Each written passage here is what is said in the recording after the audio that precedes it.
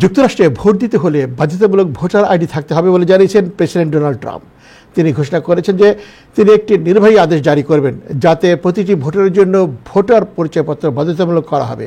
শনিবার president Trump তার social media platform truth সোশ্যালে তিনি এসব কথা জানিয়েছেন। পোস্টে তিনি লিখেছেন, প্রতিটি ভোটের জন্য অবশ্যই ভোটার আইডি থাকতে হবে, কোনো ব্যতিক্রম নয়। আমি এ বিষয়ে একটি নির্বাহী আদেশ জারি করতে যাচ্ছি। ট্রাম্প আরও বলেন, শুধু গুরুতর অসুস্থ ব্যক্তিরা এবং দেশের বাইরে অবস্থানরত সেনারা ডাকযোগে ভোট দিতে পারবেন, অন্য কেউ নয়। প্রসঙ্গত উল্লেখ্য, ট্রাম্প দীর্ঘদিন ধরে যুক্তরাষ্ট্রের নির্বাচনী প্রক্রিয়া নিয়ে প্রশ্ন তুলে আসছেন।